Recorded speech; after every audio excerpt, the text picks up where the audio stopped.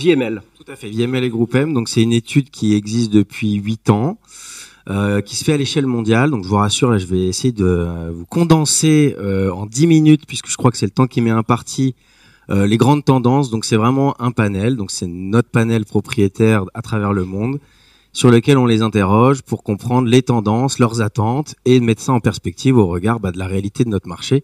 Et donc on n'est pas que sur des sujets médias, vous allez le voir. Si on repart un petit peu la première notion, qui est combien on vend aujourd'hui en ligne en France, on revient à des niveaux de dépenses des consommateurs en ligne avec ce qui se faisait en 2022. Donc évidemment, il y avait eu le Covid qui avait généré, on s'en souvient tous, une surreprésentation de l'e-commerce. On reste ici, sur quelque chose d'assez pérenne, avec une bonne représentativité de la France. C'est un peu le message que je voulais partager ce matin. Alors c'est particulièrement vrai sur le e-retail média, mais on est quand même un marché qui est très dynamique et qui à l'échelle européenne se veut un peu un des moteurs avec le UK et l'Allemagne comme d'habitude, mais quand même on a une vraie spécificité chez nous, c'est très riche.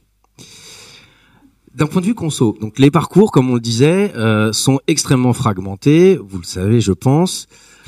Et le propos ici, c'est absolument pas de dire que les points de vente digitaux remplacent le point de vente physique. On est vraiment dans cette logique de complémentarité. Et c'est un petit peu ce qu'on peut voir sur les graphes qui sont peut-être pas assez visibles, mais le point de vente physique reste quand même le premier point de contact quand il s'agit d'inspiration. Nos consommateurs, ils vont quand même dans les points de vente physiques. Amazon était très fort il y a quelque temps, ils sont juste derrière. Ça veut pas dire qu'encore une fois ils sont détrônés, mais il y a cette complémentarité des touchpoints. À noter aussi, d'un point de vue consommateur toujours, que les sites de marque et les sites de retailers vraiment sont très plébiscités lorsque nos consommateurs sont en phase de recherche. Et quand même, on n'oublie pas, c'est particulièrement vrai, alors pas forcément sur le FMCG, quoique, mais le pouvoir de recommandation de nos proches. Alors oui, il y a les influenceurs, mais c'est pas forcément nos proches, mais quand même le tissu de proximité nourrit aussi les choix de nos consommateurs dans leurs actes d'achat. Donc c'est très fragmenté et il est vrai que pour les marques comme pour les enseignes, c'est un challenge de pouvoir être présent à chaque étape et à chaque touchpoint où nos consos prennent de l'information ou vont acheter. Les facteurs clés d'une expérience e-commerce, puisqu'encore une fois le propos de l'étude est très e-commerce, mais on va essayer de le mettre en relation avec le point de vente physique et l'omnicanalité. C'est particulièrement vrai sur le point de vente digital. Il est important toujours de revenir aux basiques et donc d'avoir une certaine consistance sur la politique de prix, la disponibilité des produits, donc mécaniquement comment on gère les stocks d'un marchand à un autre, et les services proposés par le digital qui deviennent un petit peu quand même des must-have. Et il est vrai que les consommateurs aujourd'hui, ils ont pris l'habitude, grâce à l'e-commerce, d'être livrés très vite, d'avoir des services de retour, des services de paiement différés. Et donc ça crée un petit peu mécaniquement des attentes beaucoup plus fortes. Et donc c'est forcément des gros enjeux. Sans surprise, tous ces vecteurs-là ont été quand même amenés, on va se le dire, par le modèle de marketplace et Amazon notamment, qui aujourd'hui, d'un point de vue client servicing, donne le là. Mais ce qui est intéressant dans l'étude de cette année, c'est que il y a vraiment une bonne compréhension, en tout cas une bonne attente et une bonne appréciation des consommateurs sur ce que les distributeurs, les retailers font en matière de services, en matière de livraison, en matière de prix aussi. Évidemment, la guerre des prix en e-commerce, elle est fondamentale, c'est même la clé des modèles des marketplaces majeurs. Mais vraiment, aujourd'hui, les consommateurs, certes, ils vont beaucoup chercher de l'information et chercher des services sur des sites e-commerce. Ça ne les empêche pas d'acheter en physique, bien entendu.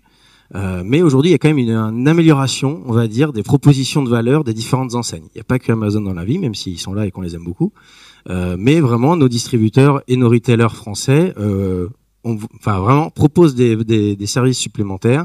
Et les consommateurs le reconnaissent et en attendent toujours davantage.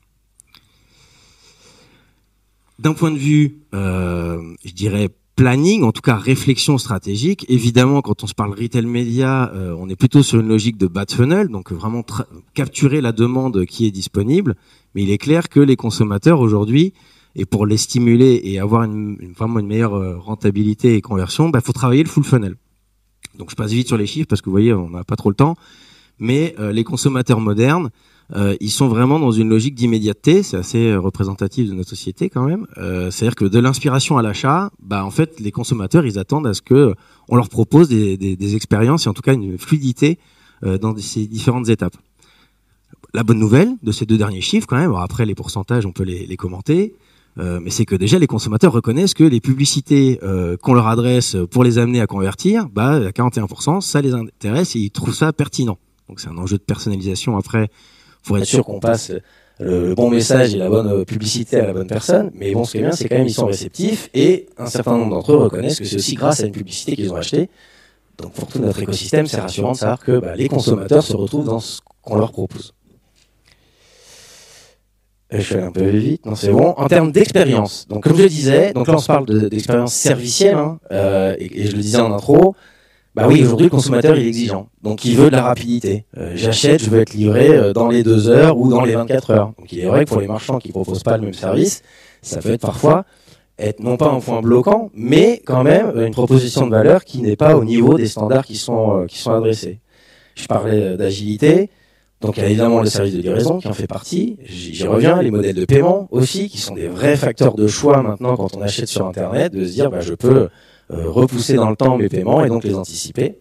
Donc c'est un enjeu pour les acteurs qui vendent en D2C et en retail classique, d'adresser ces choses-là. Et le reward, puisque oui, sur Internet, on est plutôt dans une logique de comparaison,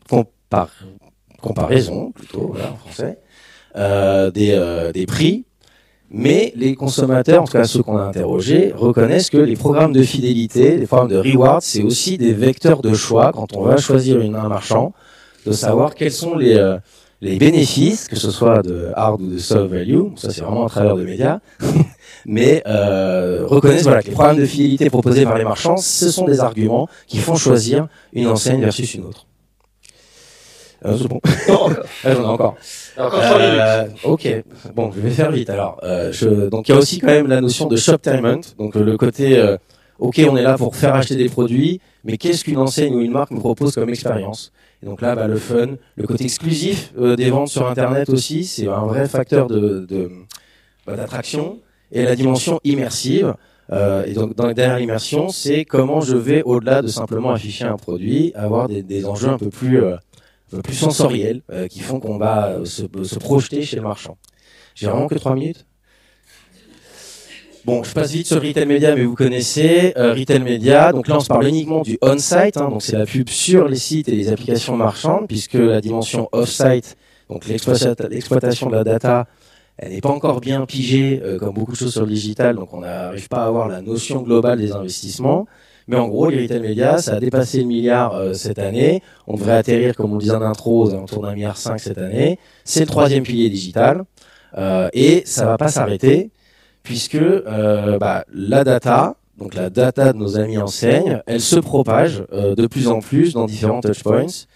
Et on regarde toujours les États-Unis. Aujourd'hui, aux États-Unis, la dimension off-site, donc encore une fois l'exploitation de la data, c'est déjà 20 à 25% de valeur en termes d'investissement publicitaire supplémentaire. Donc il n'y a pas de raison que la France ne suive pas le pattern.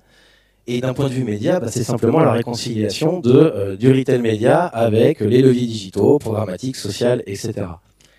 Et donc c'est ce qui permet aujourd'hui de dire que les retail médias, c'est vraiment un pilier fondamental pour beaucoup de marques et évidemment d'enseignes, puisque vous voyez que la donnée shopper aujourd'hui permet d'adresser des cibles déterministes et non pas panélistes, aussi bien en télé, en vidéo, en social, et sur finalement la majeure partie des touchpoints digitaux, et d'adresser une dimension full funnel, puisque évidemment quand on fait du off-site, donc de la data, on n'est pas là dans un enjeu de conversion directe, on se situe un petit peu plus haut dans le funnel, considération et reach, on va dire, maîtrisé et sur des cibles connues, mais on est vraiment dans cette approche full funnel, de pouvoir adresser les différentes étapes du funnel marketing que l'on connaît tous. Donc nous, on a une approche, mais c'est assez standardisé, je pense, de comment travailler le commerce planning. Donc je ne vais pas aller dans chaque étape, mais il est important de garder en tête que, contrairement au média planning classique, le commerce planning, comme son nom l'indique, il est dépendant des produits et des services que l'on vend. Donc il faut s'assurer de prime abord déjà, c'est quoi l'ambition en termes de distribution, quel nombre de produits on veut vendre, c'est quoi un peu les objectifs business processing. Et nous, on travaille comme ça, partant du business, définir ensuite, en fonction de la relation avec les enseignes, le poids d'investissement qu'il faut allouer aux enseignes, les audiences que l'on veut adresser, et comment on active derrière à travers l'offre pléthorique e-retail média que nous avons aujourd'hui. Je vais vraiment dépasser un petit peu. Le point fondamental qu'on partage tous, je pense, dans la salle, c'est la mesure. C'est important de fixer des standards. Donc on progresse en 5 ans. Moi, ça fait 5 ans qu'on s'est lancé sur le retail média. Il y a des progrès, mais on a un enjeu vraiment de normalisation et de standardisation des indicateurs de succès qui, je le dis et le redis, le ROS n'étant qu'un matrix, donc le retour sur investissement publicitaire. L'enjeu, c'est véritablement de mesurer l'incrémentalité, de mesurer la valeur supplémentaire que l'on génère grâce à nos activations. Et je crois que de toute façon, ça fait partie d'autres tables rondes. Et la suivante. Et pour finir, pour vous donner quand même un peu la perspective, en tout cas d'un point de vue consommateur, encore une fois, parce que cette étude, elle est shopper-centrique, on a quand même beaucoup d'innovations technologiques qui, de manière directe ou indirecte, vont nourrir le commerce digital, mais aussi le commerce physique. Donc, en gros, la VR, la réalité virtuelle, ça fait partie des attributs où sur certaines populations, évidemment surreprésentées chez les plus jeunes, c'est un moyen d'augmenter l'expérience que l'on a entre une marque et un conso. Le vocal, les assistants vocaux qu'on a dans nos téléphones, les Français, ils l'utilisent de plus en plus et ça ouvre des nouvelles expériences aussi de commerce. Social, donc nous, on n'est pas encore dans l'hypothèse où on peut acheter directement via les réseaux sociaux, mais ça va arriver.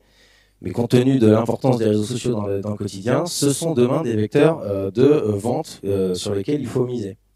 Le gaming, là aussi, gros environnement dans lequel les gens qui sont sur des jeux vidéo, sur le gaming au sens large, dépensent aussi de l'argent dans les jeux vidéo. Donc pour les marques et les enseignes, c'est aussi des moyens d'attraper ces consommateurs et de les amener chez vous.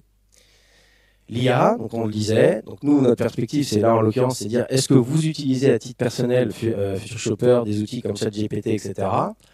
Demain ça va devenir des canaux médias. ChatGPT a clairement annoncé qu'il allait à un moment donné faire de la publicité sponsorisée.